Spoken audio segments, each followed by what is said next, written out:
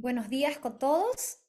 Soy Carla Sáenz. Good morning, everybody. I'm Carla Sáenz, a regional consultant for the Regional Program of Bioethics of PAHO, which is part of the Department of Evidence and Intelligence for Action in Health.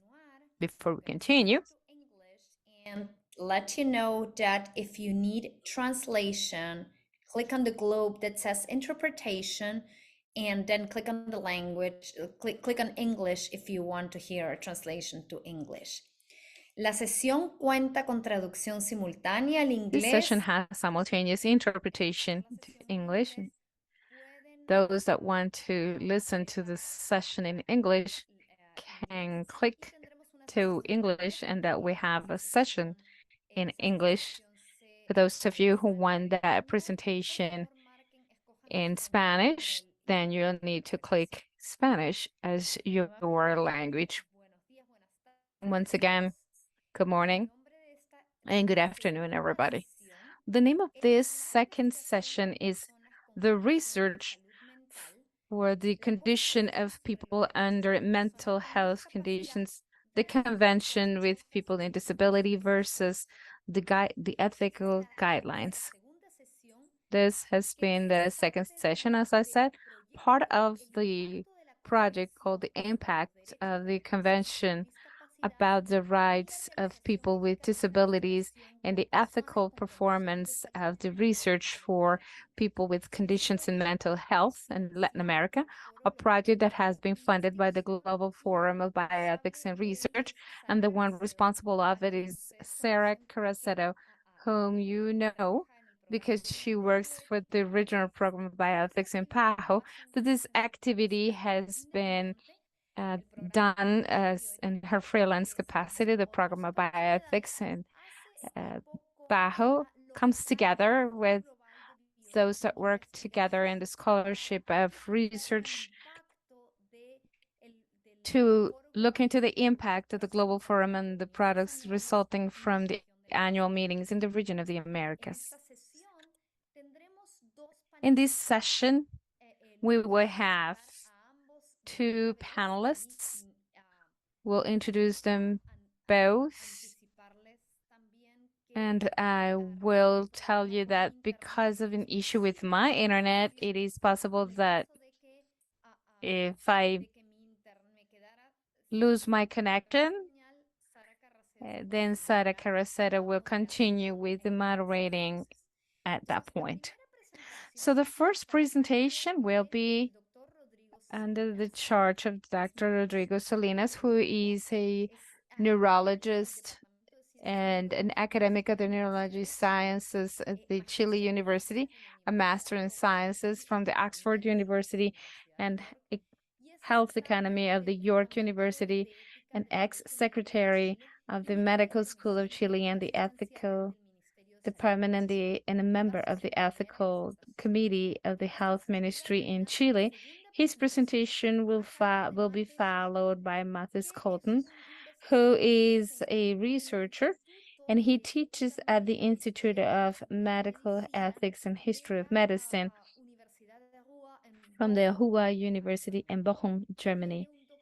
He's got a PhD in philosophy from the Amsterdam University, and his research focuses on mental capacity, decisions made with support, the anticipated psychiatric guidelines, research ethics, and the implications of the Convention of the UN and the rights of people with disabilities in mental health care. Dr. Skolton has been the member of the expert and co-author group of the German Clinical Guide of Informed Consent for the Treatment of People with Dementia, and the report about Alzheimer's from Europe about issues on legal capacities. With Jacob Gatter, he coordinates a project called Salus Bochum, which is a multidisciplinary project for the reduction of coercion actions in mental health care. So it is a pleasure to introduce you both, and we're going to start with Dr. Salinas' first presentation, followed, as I said, by Dr. Holton's presentation. Thank you very much, and go ahead, Dr. Salinas.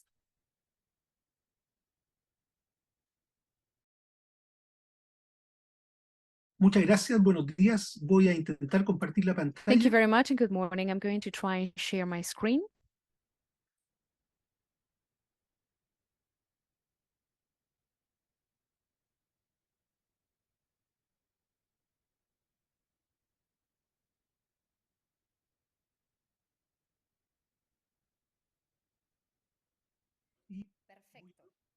Perfect. Okay, and I'm going to try to put full screen. Okay. So I want to thank you all for the invitation I received to take part in this virtual presentation with a short speech about the needed ethical requirements for scientific research done on people without the capacity to consent. I perform as clinical physician in the neurology service in the El Salvador Hospital of Santiago de Chile, a state hospital that specializes in neurological sciences from the University of Chile, where I was in charge and training specialists in neurology for adults. And in addition, I also perform as the secretary of the Assisting Ethics Committee for the same hospital.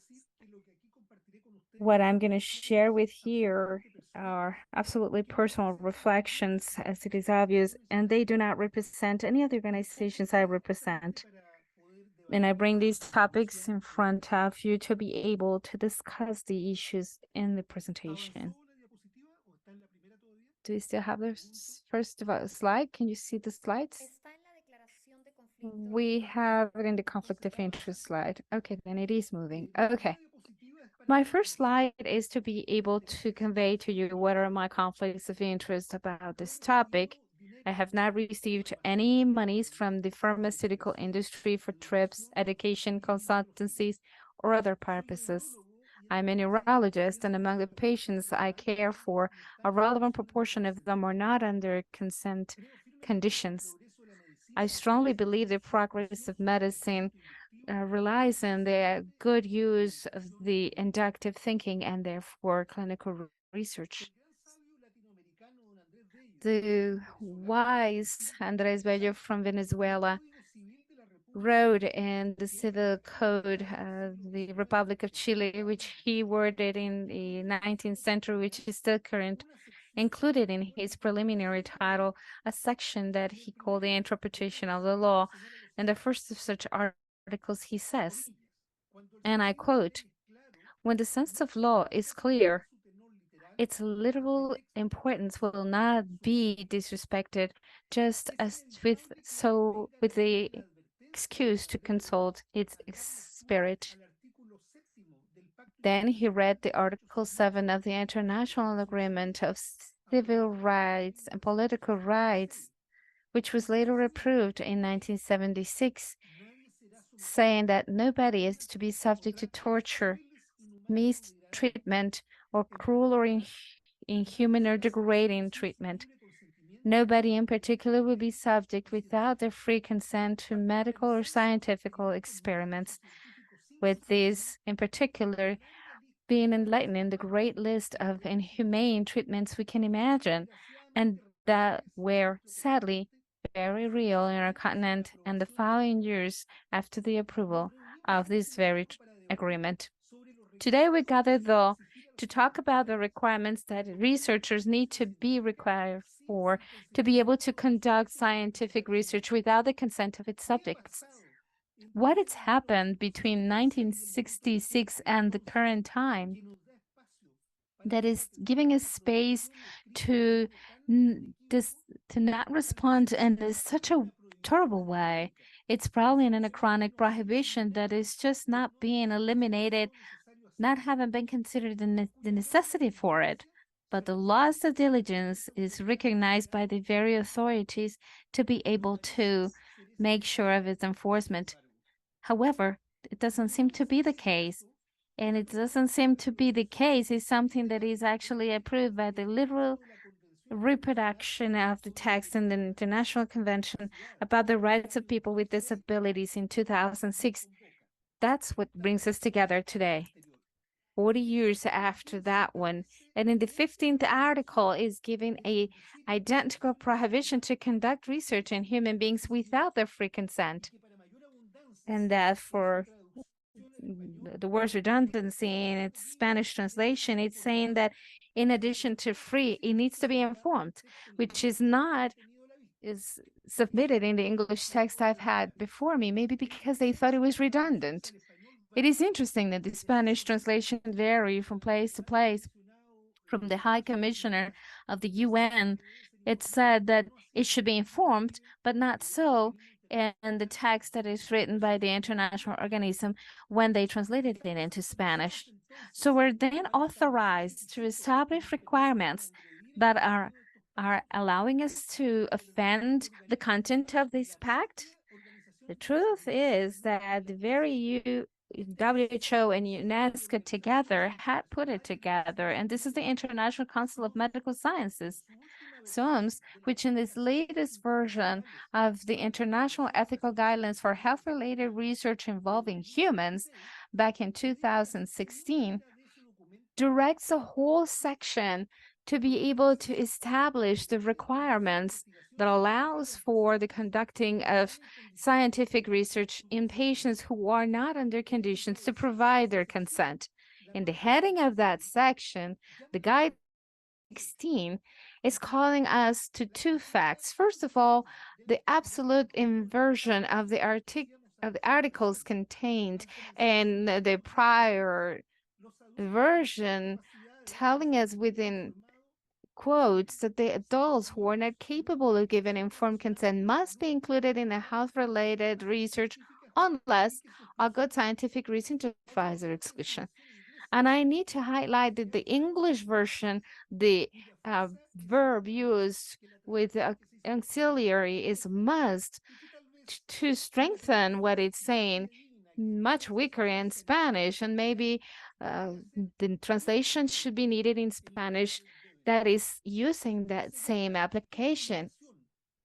And the second is that the obligation to be established, it can only be justified according to these, and under quote is that contained by a justified scientific reason.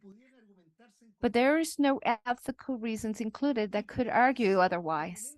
So the first requirement when trying to justify, therefore, the incorporation into a research project for patients who are not under conditions to express their consent is then to note this apparently contradiction in the standard and then try and give a justification.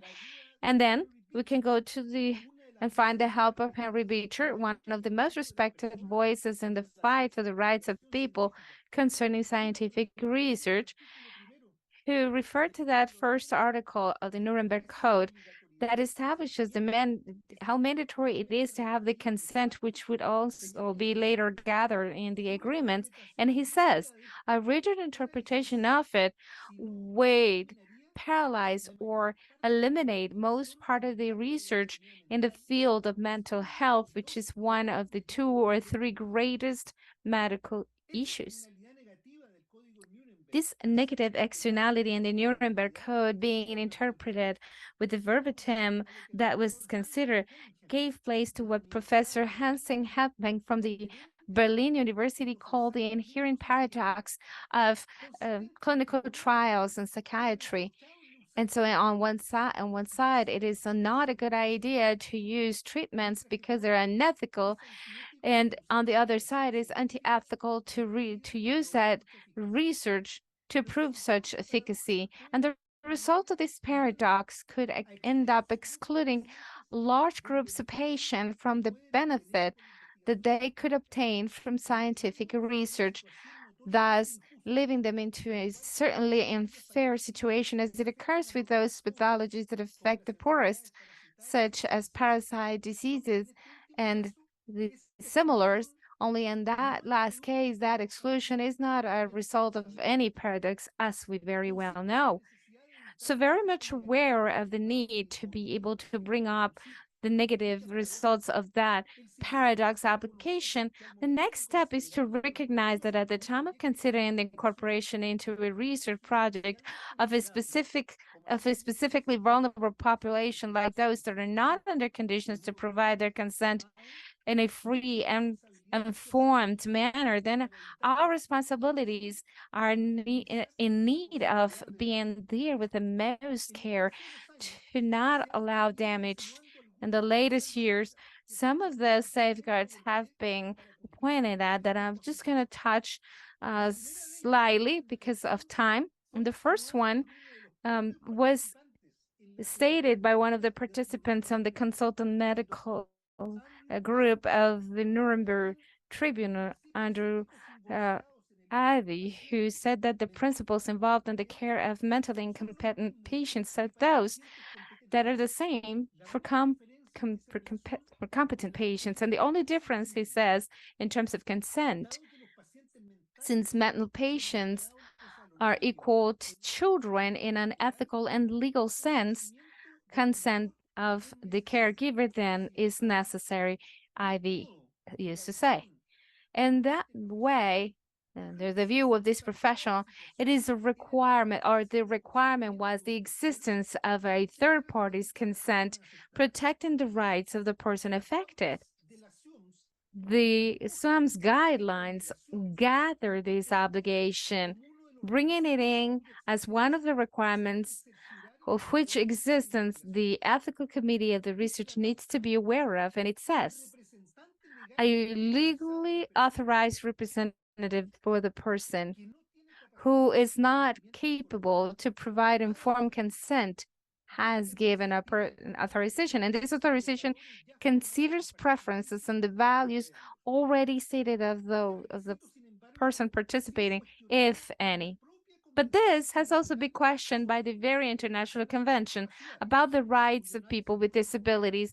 And that's the analysis that brings us together today, which is the call to look into the local legislations that allow research by a subrogated authorization or consent, as explicitly observed and noted by the report about the situation in Costa Rica, when they say, and I quote, the committee sadly regrets the advance of the legislation proceeding of the Act number 17777 and the biomedical research approved by the Legislative Assembly in the second reading in April 2014 that authorizes for tutors of those that have been stated as incapable are able to decide about scientific and research and experimentation in their bodies without their free and informed consent. This, I must emphasize here, is regretted by the revisers of the International Convention for the Rights of Persons with Disabilities. A second requirement is the one proposed by the Helsinki Statement and their current formulation, and it's regarding the needs for the research matter to have a direct interaction with the patient's disease and may not be done on people who are not capable to consent. The declaration is dedicating 3 articles to the matter. And the 30th item says that those who are not physically or mentally able to provide their consent, like unconscious patient, it cannot be done. It can only be done upon a mental and physical condition allowable, because it's not allowing this informed consent to be understood. And these need to be done in the CIOMS guidelines, except for those cases when in interventions and the research interventions have no perspective of possible individual benefits for the participants, or the so-called non-therapeutical. In the Helsinki Declaration, it is also demanded that when the individual incapable of consent is under conditions of accept or deny his her acceptance, that is to be considered. And Article 19 says that 29 says if a potential participant part of the research who is considered as incapable of giving their informed consent are able to give it to participate or not in the research, the physician needs to demand for it. In addition to that, the legal representatives, the disagreement of the potential participant must be respected. At the CIOMS, the other side, this requirement is gathered only with a certain exception. And CIOMS said, and I quote, generally speaking, the negative of a possible participant or a potential participant needs to be considered for research unless, under exceptional circumstances, that the participation may be considered the best available medical option for a person who has no capacity to provide informed consent, thus allowing the practice of a forceful treatment within the context of an experiment that is very much similar to what we now call the therapeutic misconception, or leading to a wrong induction by going into a research project. That exception established by CIOMS in any case seems to come from the Belmont report that was pointing at those cases when the capacity for understanding is seriously constrained. And on the quote, I said, their objections against being a part of the research must be respected. Unless that research provides them with a therapy, they wouldn't have access to it otherwise, as stated with the very interesting exception CIOMS has given. The last requirement, the standard about research certainly addresses in our cases, is the demand of a minimum risk as a result of their participation. And I'm not going to delve into so much because we don't have the time, and also because we know that whatever is defining it is far from being solved. Summarizing, obviously, with the existing of the standard, it's not solved to be able to work with those patients unable to provide their consent, which is present within the very international entities protecting the rights of people. In that scenario, I dare say that there are certain very well-established principles that are paving the way for the further discussion.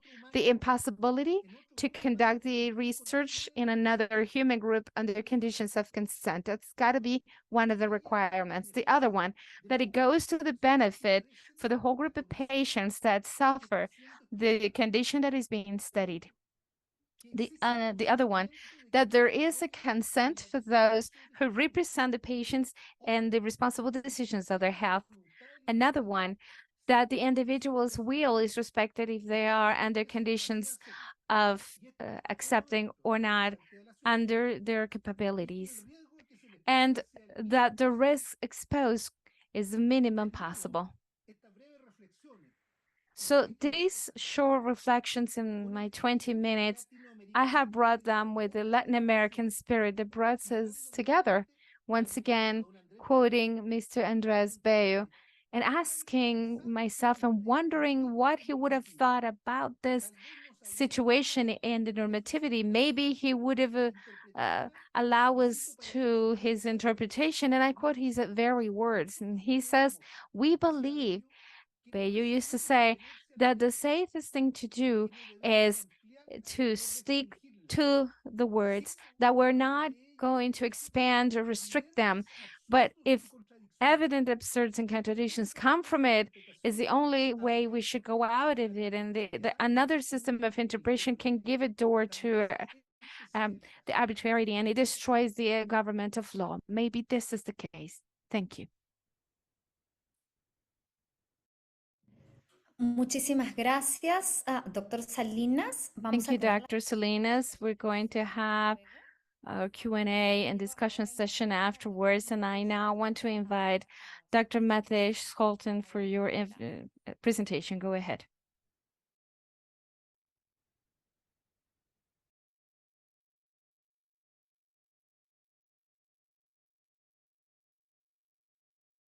Okay, I'm going to add some thoughts on the thoughts presented by Dr. Salinas, which were very interesting. I think we'll hear a couple of things again, but I think some other nuances. I tend to think differently about things, but let's see what this means for the discussion later on. So my program for today is as follows. I start with a widely known and widely endorsed model of the informed consent process, focusing more on the treatment context than the research context, and then present what I call the radical CRPD model. So it's one model of the Convention on the Rights of Persons with Disabilities, which certain groups have pushed. And then I'll switch to the context of research ethics and present some ethical guidelines for research with humans, basically the Declaration of Helsinki and the CIOMS guidelines. And I show what the problems here with the radical CRPD model are. And then in closing, I propose a model I have developed together with my colleagues, which we call the combined supported decision model. And we think this is a better model for thinking of the informed consent process for research participation. And I end with some conclusions. So first, the competence model.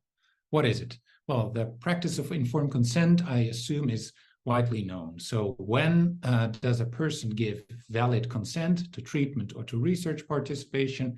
That is, if all the relevant information has been disclosed to the person, if the person is competent to consent, or synonym, if the person has mental capacity. So competence to consent, mental capacity is just the same thing.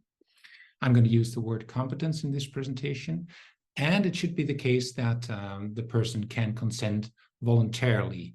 And that is, there are no other persons in the room or around who exert undue influence on the person. So if the person has all the relevant information, has competence to consent, and can decide voluntarily, then his or her consent is valid. Now, this is also a widely adopted conception of competence or mental capacity, and that is the so-called functional approach to competence. What is functional in this respect? So it's the idea that you can break down this legal and ethical concept into kind of psychological decision-making capacities. So these are all kinds of functional capacities which you need in order to make decisions according to your own values and preferences. And you can assess these, whether a person has these capacities, and that is whether the person is competent to consent, just by having a conversation about the disclosure information and asking questions. So there are certain risk factors for incompetence, and a lot of them are mental health conditions. And what is important is that if you look into the Venn diagram on the right, there are, though there are persons with mental health conditions that lack competence to consent, there are also many persons with mental health conditions that have competence to consent. And the other way around as well. There are a lot of people from the general population who don't have mental health conditions, and they lack competence to consent. So the take-home message is that we cannot derive determinations of whether a person has competence or not based on whether they have a diagnosis of some kind of mental health condition. So you cannot infer lack of capacity from psychiatric diagnosis.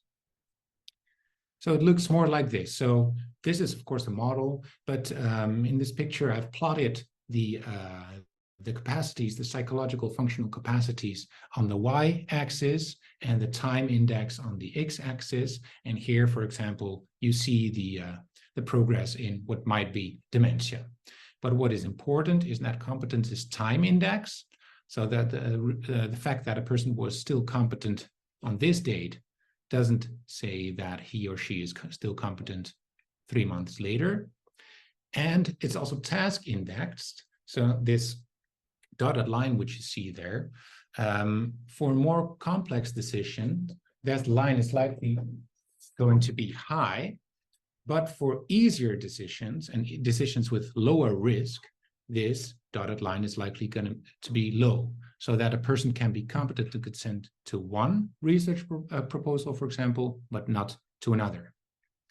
And here the time index becomes even more clear. So this can be the line for someone with a episodic disorder, like, for example, psychosis or bipolar or depression. And then during the episode, the capacities go down, but the person regains competence afterwards. So if we say a person lacks competence, we always mean lacks competence at this point of time with respect to this decision. Why is it relevant? And why do we want to have this categorical thing, like, is a person competent to consent or not? That is because the real question which we're addressing there or attempting to answer is the question, who decides? And if a person has competence to consent, so if the level of abilities that this person shows is sufficient, then the person can decide for herself. And if that's not the case, we should take recourse to substitute decision-making. And of course, autonomous decision-making would be the best thing, that would be the ideal. But given the fact that this person lacks these capacities at this point of time, we have to go for the next best alternative. And basically what we do then is that we ask, what would the person want in this situation if he or she were competent to consent? And we can derive estimations of what the person would want in the situation from these kinds of standards. I will not go into that here now. Sorry. So now I'm going to present the radical CRPD model. So first, the Convention on the Rights of Persons with Disabilities. A lot of countries around the world have ratified this convention. So this is even an old picture, but if you see everything which is blue on red on the picture, these are countries that have ratified the convention. And one article that has been contested and has been debated in the literature is Article 12, and particularly paragraph 2. And it says, states parties shall recognize that persons with disabilities, including persons with mental disabilities or mental health conditions, enjoy legal capacity on an equal basis with others in all aspects of life. And I think if I read it, sounds pretty uncontroversial. First, legal capacity. What does legal capacity mean? Well, legal capacity means two things. First, to have legal standing, that is to have the capacity to have rights, to have your person being recognized as a rights holder. And then secondly, legal agency. And this is the capacity to make legal transactions. And by making legal transactions, I make things permissible for others by, for example, giving consent. So I change the rights of another person by doing something. This is what I do when I do a legal transaction. And to give informed consent to treatment or to research is to exercise legal agency and hence to exercise legal capacity. I would make it permissible for the doctor to operate on me, whereas otherwise this would have been battery without my consent. But now there is an official committee of the CRPD. So it's the Committee on the Rights of Persons with Disabilities. And they issued a general comment on this Article 12. And it was the first general comment on the CRPD. And what did the committee say? What does this mean, Article 12, paragraph 2? It means that all persons, regardless of disability or decision-making skills, inherently possess legal capacity. So you have legal capacity regardless of the level of your decision-making skills. And they conclude, states parties have an obligation not to permit substitute decision makers to provide consent on behalf of persons with disabilities, which I think is consistent, whether it's good for persons with mental health conditions? I doubt. So first, return to our picture. What is the idea? First, we have the dotted line, so the threshold of competence. And the idea is to lower this threshold until it's on zero, so that just by virtue of being a human being, you have the capacity to have your decisions legally recognized. And so informed consent must be respected. But you see the problem probably in psychiatry or in mental health care. So these are just a couple of symptoms which are well known of schizophrenia and bipolar disorder. And now imagine that a person who shows these symptoms is brought to a mental health hospital, and then at that point of time, the person says, I don't want to go to the mental health hospital. I don't want to be treated. I just want to go away. I want to go to home or on the streets. The committee says what would follow in such a situation: at all times, including in crisis situations, the individual autonomy and capacity of persons with disabilities to make decisions must be respected. So according to the radical CRPD position, we are under an obligation to respect that choice. And this sparked off a lot of criticism. And so I myself wrote one of the articles which criticized this position, but there were more. And what is interesting, if you look at to the critics, then you see that these are all kind of very progressive legal scholars, ethicists, and psychiatrists. So people who were really advocating for the rights of persons with mental health conditions. And the nature of the criticism is that this interpretation of Article 12 of the CRPD committee runs counter to the aims and principles of the CRPD itself. So that's the nature of the criticism. Now let's try to apply this in relation to the ethical guidelines for research with humans. I won't go into the nature of the criticisms, because that I won't have time for that, but I think we'll see something if we apply it to the context of research. So first, a little bit of terminology. I think in all these kinds of discussions, it's important to make a distinction between therapeutic and non-therapeutic research. So this is my take on the distinction. So therapeutic research study, we speak of a therapeutic research study if the risk-benefit profile of the research study is no worse than that of the available treatment alternatives. So we have treatment alternatives, they have a risk-benefit profile, and the risk-benefit profile of the research project is better than the alternatives, or at least no worse than. So participating in research is actually a good option for a lot of patients. And what is a non-therapeutic research study? We speak of that if the risk-benefit profile of the research study is worse than that of the available treatment alternatives. Now, if you look into the landscape of research, then you'll find that most of the studies are non-therapeutic.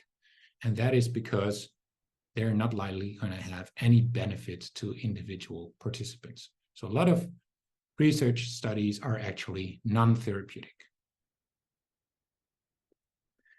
So let's first turn to therapeutic studies. So what would be the criteria that apply? So persons who lack competence to consent can participate in therapeutic research. So according to the guidelines, for example, Declaration of Helsinki and the CIOMS guidelines, but basically the same conditions as with treatment apply. So the person can participate if and only if the person and the legally authorized representative are both informed about the details of the study.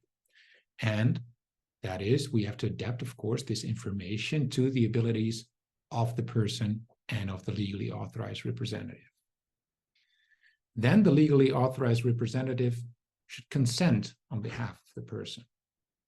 And the decision standard, so on the basis of what this legally authorized representative decides, can be, for example, an advance directive, if the person has one, or others, the substituted judgment standard. So the legally authorized representative asks him or herself, would the person want to take part in this study if he or she were competent to consent? And then, more, the assent of the participant is sought to the extent to which this is possible. So we want to have the person agreeing to participating in research, of course, and the dissent of the participant is respected. So it can be verbal, it can be non-verbal, can just say, no, I don't want to, and that should be respected. Then look into the criteria for non-therapeutic research. And as said, most of the research is non-therapeutic. So persons who lack competence to consent can participate in a non-therapeutic research study if and only if the aims of the study can be achieved only if persons who lack competence are enrolled. So take, for example, the study on cancer. You want to study some principles in cancer, some foundational principles. And now you're going to recruit persons who have dementia and cancer. According to this criterion, that is not allowed, because you can study cancer in participants who have only cancer and don't have compromised capacity. There should also be a reasonable prospect that a study will benefit other persons with the same condition. So if you're going to study in a population with people with dementia, and likely some people are going to lack mental capacity, then your study must benefit other persons with dementia, probably living in the future. And then, very important also, the study entails no more than a minor increase over minimal risks and burdens. So some jurisdictions say no more than minimal risks and burdens, and some jurisdictions say no more than a minor increase over minimal risks and burdens. But minimal risks and burdens are really minimal. So that is comparable to the risks and burdens we have in everyday life.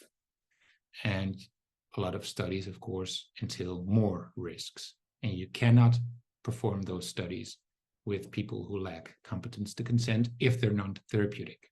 And then, like with therapeutic research, also the criteria for substitute decision-making should be fulfilled. So what we see is that research with persons who lack capacity to consent is restricted. But what would follow on the radical CRPD model?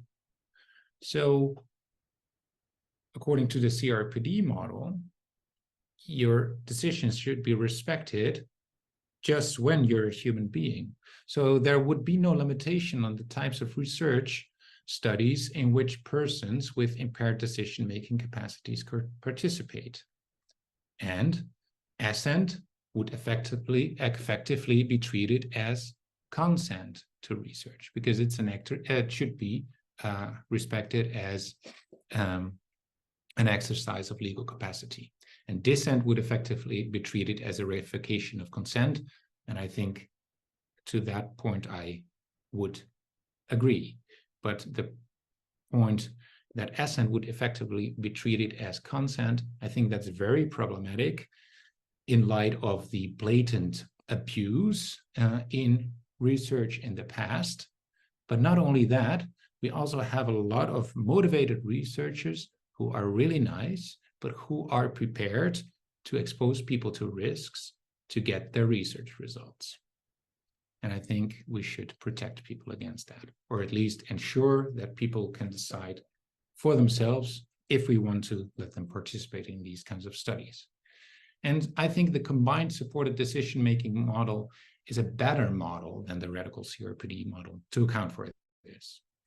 And the CRPD itself, so because we should distinguish between the CRPD itself and the radical CRPD model put forward by the committee, the CRPD itself says that states parties shall take appropriate measures to provide access by persons with disabilities to support they may require in exercising their legal capacity.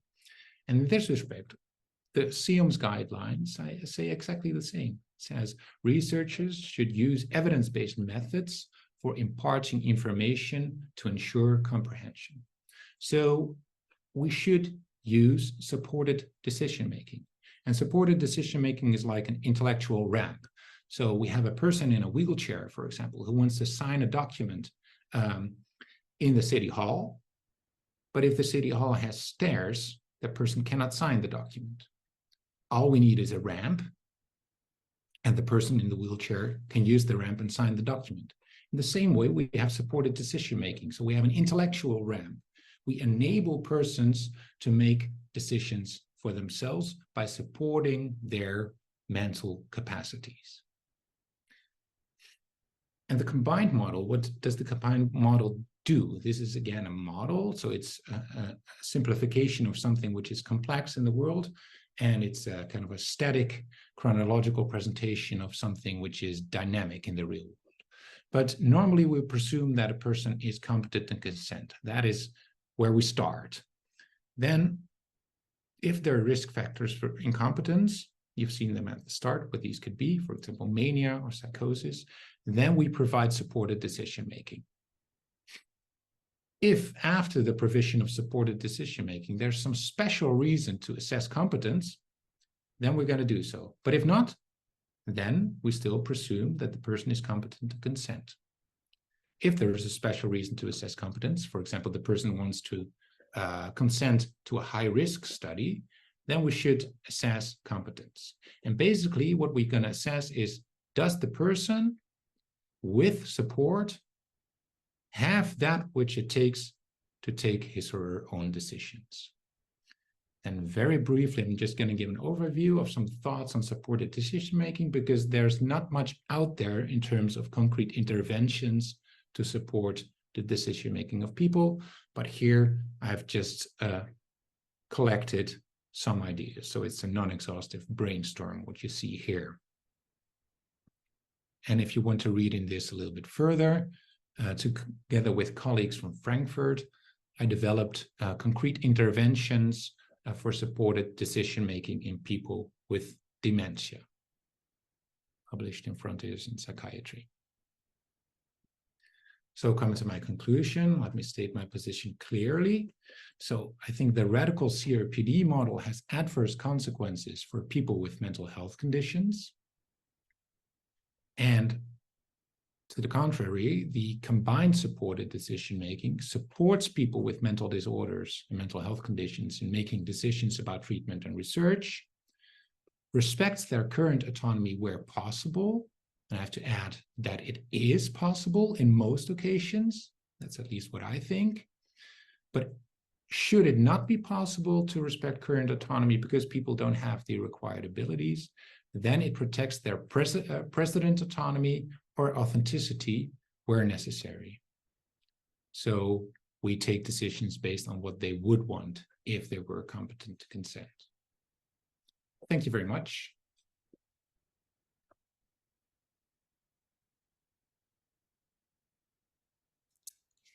Thank you very much, Dr. Scholten. So it's my pleasure now to pass the baton to, I'm sorry, I'm speaking English just because I was hearing in English. I'm gonna switch to Spanish. Muchas gracias. Thanks a lot, Dr. Scholten. We are going now to give the floor to Sara Carracedo, who is going to be in charge of moderating this session. As we were mentioning at the beginning, this session is made possible due to a scholarship of which Sara Carracedo is responsible, of the Global Forum of Bioethics in Research. This is one of the scholarships that are provided to the participants in the yearly meetings to continue with this work of the Global Forum of Research that at some point was about mental health topics. Before I give the floor to Sara, I would like to recognize that in the research team, there are other colleagues together with Sara, Bernardo Aguilera and Ramon Ponce, Bernardo Aguilera from Chile and Ramon Ponce from Peru, that you might remember from the previous session. Go ahead, Sara, you have the floor. Thanks a lot, and I apologize. Sarah, I didn't introduce you. I apologize. Sarah is working in the regional program of bioethics in the PAHO. She has a master's in bioethics of the University of Monash, and she has finished a grant or a scholarship in IH in the Department of Bioethics. And well, without further ado, once again, I apologize for this, but once again, you have the floor, Sarah. Thanks a lot, Carla. Thank you, Dr. Salinas and Mate, for your presentations. There are several questions, and I'd like to start with a more general one due to the evident contradiction of CIOMS, the international standards, and what the convention establishes.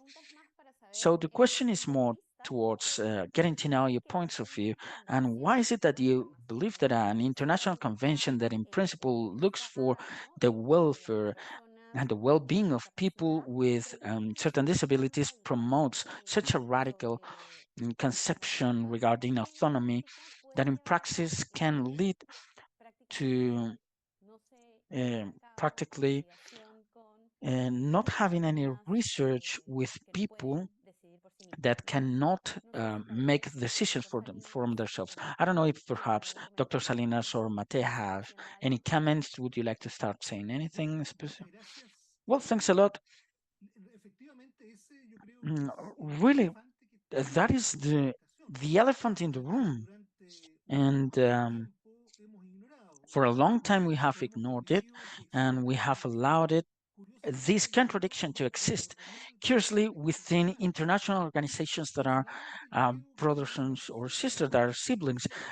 Personally, I believe that the reason why they are still coexisting and updating normativities that are strict, impeding the research without consent, it answers to a very strong historical reasons that comes from Nuremberg, and negating this explicitly, I don't know if they politically are willing to do it, an international organization, but curiously, the international organizations are making parallel some guidelines that are contradictory to what is signaled in these pacts. So what is happening is a situation where we have a contradiction of normativities that is evident for everyone, but no one wants to talk about directly. And the result is that finally, each international body can have a parallel way and get their conclusions and recommendations in an independent way that keep being contradicting because they answer to their own traditions. Gracias. Dr. Scholten, ¿quiere agregar Thanks a algo? lot. Dr. Scholten, would you like to add anything? Yeah, maybe because my answer is a little bit twofold, I think. So on the one hand, there's an explanation of the radical model, or the radical position, I think, which is just a historical explanation. This is my hypothesis, at least, that people started thinking about the Convention of the Rights of Persons with Disabilities by thinking only of, or primarily, I should say, of people with physical disabilities. And for example, in the case of the ramp with a person in a wheelchair, a ramp always works, basically. It always works. So you might just make the claim, just by virtue of being human, this person has a right to that kind of support, and the support will be successful. But the committee was, at the beginning, I think, not so aware that there's also people with mental disabilities, so mental health conditions. And I think there, when it comes to supported decision-making in relation to decision-making capacities, sometimes this can be successful. And I think most of the times it can be successful if we provide it, which mostly we don't do. But I think it can be successful in most cases. But I think there can also be cases in which supported decision-making is not successful in enabling the person to make decisions according to their own convictions and preferences. And I think the committee was not sufficiently clear on that, and then sought help, and they found help in service users organizations which are pretty much anti-psychiatry. And I think a niche part of the service user organizations got a very large voice in the formulation of the general comment. And I think so the solution would be to have more input by more service users, to have a body which is more representative of people with mental health conditions, and then again provide some recommendations on the implementation of the CRPD. Gracias por las respuestas. Thanks a lot for the answers. I have a question here that perhaps has connection with what Dr. Scholten was mentioning, and is, just to be sure, the convention then and this model that you describe as radical of the convention,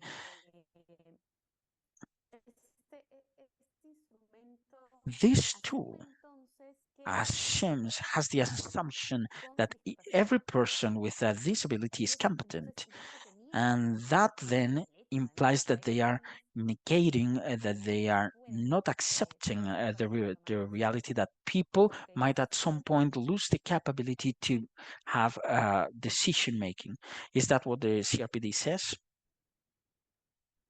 So I would say it's not what the CRPD says, because on the one hand we have the convention, and on the other hand we have the general comment by the Committee on the Rights of Persons with Disabilities. And but I think this is what the committee says. And of course, they don't say that people will have this possibility just like that. They do say that you need support to do that. But they want to have an exclusive support model.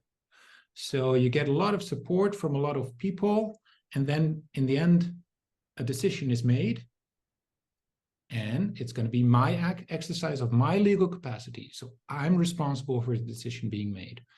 And I think this is problematic because, well, there are warm families. And isn't it nice to have a warm family? Everyone knows what's best for me. They're going to support me. They're going to exert a lot of undue influence because they know what's good for me and stuff like that. So I think we should protect persons with mental health conditions from paternalistic support persons. And I think one way in which we can do it is that we provide support, but then in the end still ask the question, okay, now I'm going to talk with you. You're here in front of me. What do you think? Do you understand? And if yes, what are your preferences and not the preferences of your nice and warm support network? Gracias por esa aclaración. Tengo otra pregunta. Thank you for that clarification. I have another question, and maybe this one's more like intended to Dr. Salinas, I believe. And it is if you would think it should be a critical requirement for research with people with disabilities that there should be a direct benefit for the participant, or if it will be enough to just ensure that the risk is minimum. Personally, I adhere to what is said by those who have already reflected about it, in the sense that both kinds of research are necessary for this group of people. Those that have a therapeutical intention as those that don't. And just as said here by Dr. Scholten very nicely, what it should vary, in fact, is the risk accepted for either case, mentioned also by several authors. The problem, as I have pointed in my presentation, is the definition of the variety of risk. And there are several opinions. So my opinion on that question is yes. I pretty much think that should be considered with the safeguards I've mentioned, but I must acknowledge that with the final question that has not been solved is that using both types of research with the premise with access to the risk is something we haven't been able to give a moderate exception of what is a variety of risk, what is the definition of risk to be used. Thank you. I have another question, and it has to do with the convention. In the case of a person with a certain mental condition, and that person accepted to be a part of a certain study, and then that person changes the decision, but also now that person is now experiencing a crisis, then according to the convention, should we take the first decision and ignore the crisis of the person and therefore change his her mind, or what should we do according to the convention? And this is a scenario we could also apply to medical care. Maybe Dr. Skolton, you have an opinion to share with us about it. Yeah, thank you very much for this interesting question. I think when it comes to the research context, and we're going to talk about rejections of research participation, so I decline research participation, then I think both models come to the same conclusion. So if you're going to look at the Declaration of Helsinki and the CIOMS guidelines, what they say is that persons who lack mental capacity can be enrolled in both therapeutic and non-therapeutic studies under a set of conditions and very restrictive conditions. But once they're in, the dissent should be respected. And dissent can be anything. So it can also be a person cannot have the required abilities, but just shows, no, I don't want to. And this, according to the Declaration of Helsinki and the CIOMS guidelines, should be respected. And I think the CRPD, radical CRPD model would come to the same conclusion, because they would also say you should abide by the current decisions of the person, no matter whether they have these required abilities, yes or no.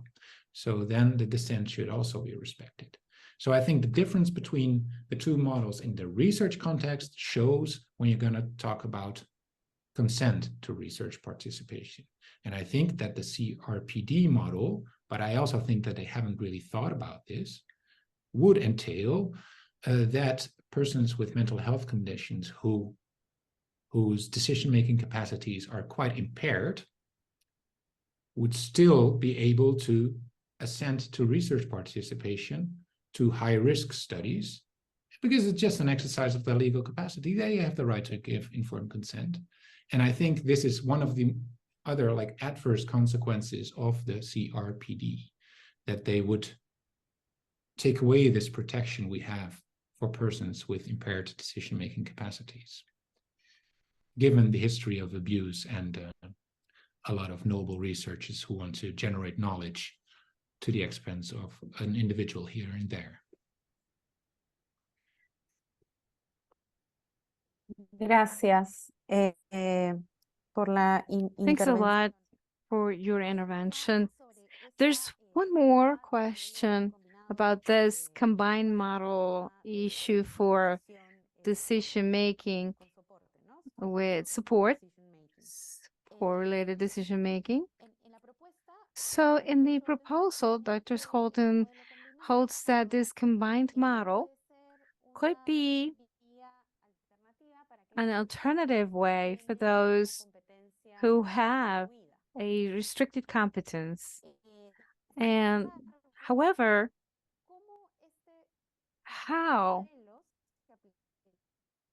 could this model apply for the cases of people who can see to themselves? I don't know if you were able to hear me. I noticed my signal wasn't very good. I think I understood the question. So the question was, how can the CRPD, how can the combined supported decision-making model work in the research context? And I think it can work most of the time. So, for example, if you want to do dementia research and you want to include persons with mild cognitive impairment or maybe early stage dementia in your research study. And for example, in the research study, one of the interventions is a lumbar puncture. Then, for example, in the article I showed you, we develop concrete interventions of how researchers can shape and conduct the informed consent process in such a way that they're going to support the abilities and the cognitive resources that most people with mild cognitive impairment and early stage dementia still have. And if you're going to use these resources, so they have certain weaknesses in decision making, but they also have a lot of decision making resources. And if you use these resources, they do understand. What in current practice oftentimes happens is that there is disclosure information, 73 pages with medical terminology, legal terminology, and whatever. And a person is going to read it in a monotone voice. And then the person doesn't understand. Of course, the person doesn't understand. So we have to invest time and resources into the informed consent process to support people to make decisions.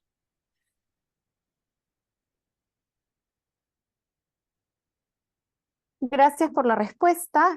Tengo dos preguntas Thank más. you for your answer, and I have two more questions. This one seemed to be intended for both of our speakers.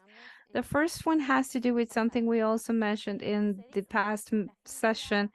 As said, the legal agency means to be able to perform legal transactions and proceedings, legal activities where decision-making is included and informed consent as well.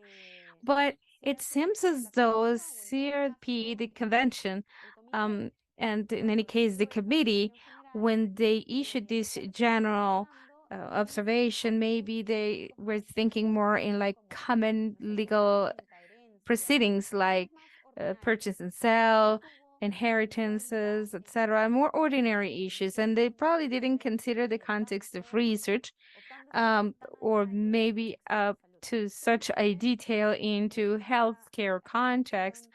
Do you feel that this appreciation is valid? Would you think the same way? Podemos empezar por el doctor Salinas. O el Maybe you could doctor- start with Dr. Salinas or Dr. Holton. Okay, go ahead. Bienvenidos. Muchas gracias. Es una pregunta para la cual no tengo respuesta. Thank you. This is a question I don't really have an answer for because the CRPD is very verbatim in the reproduction of the contents of the Civil Right Pact in the Article 15 in the practices of Article 7, and Article 7 gathers first article of Nuremberg. So there is an explicit prohibition there to be able to carry out a research on patients who aren't able to provide a free consent. And in one of the translations into Spanish, they add informed to that phrase. And that is a very solid arguing line that comes from Nuremberg up to 2016, 2006, I'm sorry, in this case. And on the other side, there comes this posture that has also come after the Nuremberg, in the sense that if you interpret that by verbatim, you will leave many people outside the possibility to partake into a research that would provide benefit to the very illness or condition they suffer or the community of patients.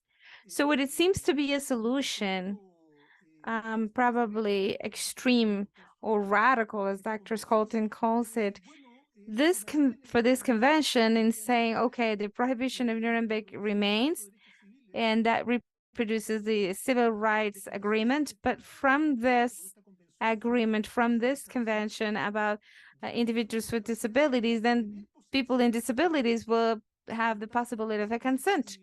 Then the universe that prohibition was intended for disappears, or it becomes restricted only to those that actually have a quantitative commitment in terms of conscience.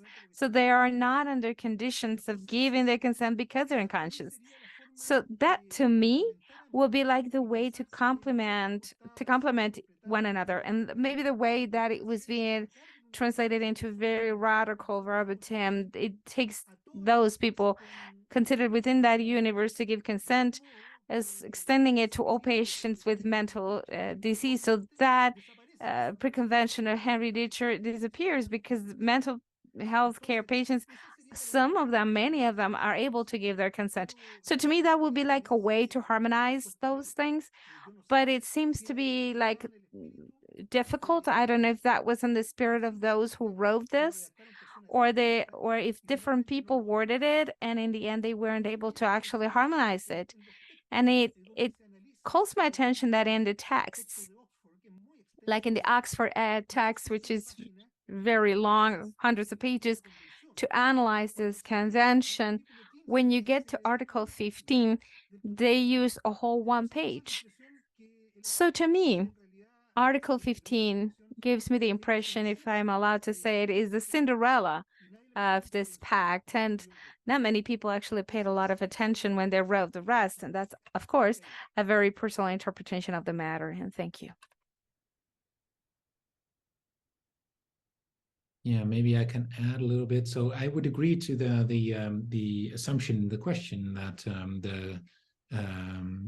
the writer, the authors of the CRPD, and also the authors of the general comment number Gracias. 1 of the Convention on the Rights of Persons with Disabilities, they were thinking of a wide array of legal transactions. So it's about buying a Ferrari, making a will, so a lot of different things, financial issues, and so the scope is very broad. But they're also very explicit that medical treatment and consent to medical treatment is included there. And I think what is interesting, if you combine Article 15 with the interpretation of the Committee on the Rights of Persons with Disabilities of Article 12. Because Article 15 says no one will be subjected to medical research without his or her free consent. And now we have the question, what is free consent? I would say free consent is consent of a person who has the required capacities. But the committee says, no, free consent is just by virtue of being human. Regardless of your decision-making skills, you can give free consent. So I think it would have exactly the opposite consequence, namely that a lot of persons who lack whose decision-making skills are impaired can in fact participate in high-risk studies. So it's, yeah, you can really interpret it in two ways, I think there. Gracias. Bueno, Thanks a lot. And I think we have one last question. And so with that, I think we would finish this session. So we like it or not, the convention is politically linking, and I'm sorry, I lose her. I'm losing. La han ratificado a cumplirla. ¿Qué hacemos desde esa What do perspectiva? we do from a perspective? What can we do to avoid adverse consequences as the one Dr. Scholten has considered in his speech? Question is open to both of you. I don't know who of you would like to start. Well, what's happening in Chile, for instance, it may be demonstrating what's happening with the standards. So in Chile, we had a great discussion in terms of constitutional matters. As you know, for 4 years in our country, we've gone through a variety of conventions that have been voted for a new constitution and it's recognized by the vast majority that they know that the international treaties have a superior legal capacity. However, at the same time, they issue laws when they establish opposite standards to those that are considered in these treaties. And particularly to these articles, the 7th of the Civil Law and the 15th of the Convention for the Rights of People with Disabilities. Nobody has come to the Constitutional Tribunal to a harmonization meeting or a standardization to see if they're compatible, both wordings. I believe that what's happening within the very international organisms is that for the CIOMS to write a standard like the 16th, like the nose of the international organization in charge of taking care for these treaties currency, I think it's amazing. So I don't think it's strange that this happens in places as far as my country. So what I believe is that this has been happening for 50 years and it's going to still happening in terms of research on people who are not capable of providing their consent. If we admitted that, if we've admitted this for so far, we can still do. It may be a time to make it noticeable. It may be corrected, maybe yes, maybe no, but in terms of what can we do, we just have to keep doing what we've done so far. Otherwise, that's going to keep on happening. And also, I want to highlight one more thing about the CIOMS guidelines I pointed out in my presentation. And maybe I didn't get it good from Professor Colton, because you said that Helsinki's and CIOMS were saying that you have to respect the individual when they would deny their consent. And that is specifically said in Helsinki's, but CIOMS, as I said in my presentation, they establish an exception, which is very interesting to that standard, and that I understand that it is a copy that comes from Vilmont, and that says that in CIOMS that this needs to be respected in general, but then you may not respect the negative of an individual's consent when they feel that that research is the best medical option for that individual. And to me, I think that is a very tangible example of confusion between medical treatment and research, and it is written in CIOMS in a very specific writing. Thank you. Yes, maybe I can respond to the last point very briefly, and then give my more general take on the CRPD. So with regard to the last point, it is indeed true that the CIOMS guidelines deviate a little bit from the Declaration of Helsinki there, because they see this possibility, which I think is very, very, very unlikely, that we have certain treatment alternatives available, but they don't bring the person much. And now there is one research protocol, and that risk-benefit profile of this research protocol is so much better than that of the available treatment options. And now the person dissents, says, no, I don't want to. And then the CIOMS guideline says, well, there is a situation in which you can override this dissent. But I think this would only be possible if the conditions for involuntary treatment, because basically it's just then, if it's a therapeutic study, so it would be good for the patient to enter the study. If we want to include a person in that study, therapeutic study against the will, then the criteria for involuntary treatment should be fulfilled. And you have a lot of criteria of proportionality and stuff like that. So you would need a very good risk-benefit profile of the study for that to be permissible. So I think it is true that this exception is there, but I think there will be no cases, or maybe one or two cases around the world where this would apply. So for that reason, I kind of ignored it in my presentation. But maybe when I come back to my more general stance on the Convention on the Rights of Persons with Disabilities. So I think it's great we have this convention. And I think it's great as an instrument of political strategy, because what you just noticed is that, I mean, before the convention was there, a lot of things weren't discussed. So people took several things for granted. Involuntary treatment, if you have a mental health condition, of course, people thought. I mean, I'm exaggerating a little bit, but a lot of things were in the common ground. And I mean, the CRPD really shook this loose. And I think now we're having a conversation about all these things. So I think the Committee on the Rights of Persons with Disabilities sometimes pushes too far, but at least I think it also pushes us forward.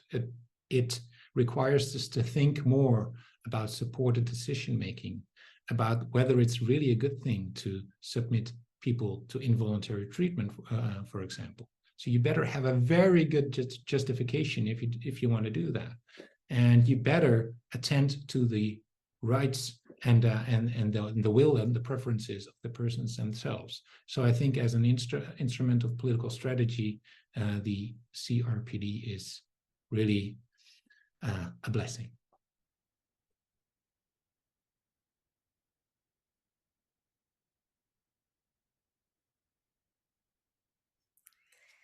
Thank you very much, Dr. Scholten. Muchas gracias, Dr. Salinas. Thanks a lot, Dr. Salinas. I apologize for changing languages in the middle. And thanks a lot, Sarah, for being the moderator, and our colleagues on the interpretation booth. It's been a pleasure having you in this session. We thank you again in the name of the regional program of the PAHO that is teaming up with the Global Forum of Bioethics of Research, which Secretariat is hosted by the WHO. For those that are interested in receiving the recording of this session, this recording is going to be shared through the list of the PHO and research and ethics, and those that are not subscribed and are interested in being part of this list can do so using the link that I just sent in the chat. I believe that it has been a very rich discussion that gives us a lot of thoughts. I have tried to keep silent through this session, but there have been several very interesting intersections with other topics where the consent and the capability for consent is compromised, for instance, in childhood. And I believe that